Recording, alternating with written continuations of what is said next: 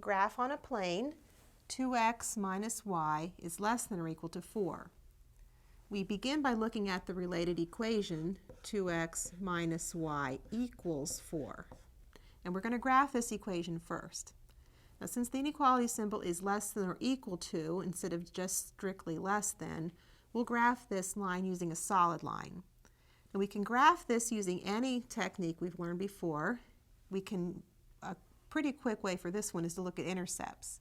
When y is 0, x is 2. So 2, 0 is the x-intercept. And when x is 0, y has to be negative 4. So 0, negative 4 is the y-intercept.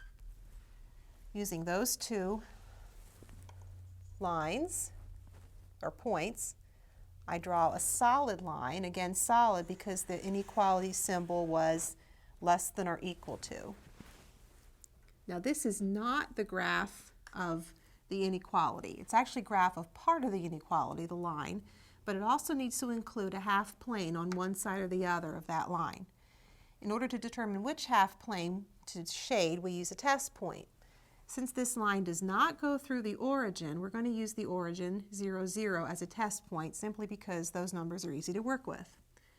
You could use any number, any point really. So let's try 2x minus y is less than or equal to 4, and let's substitute 0, 0 in.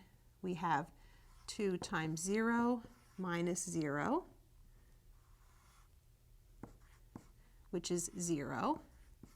So we ask ourselves, is 0 less than or equal to 4? Well, yes, it is.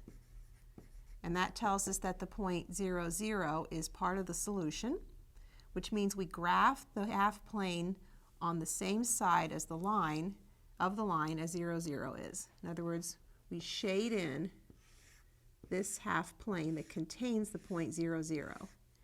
If 0, 0 did not make it true, we would shade in the other half plane.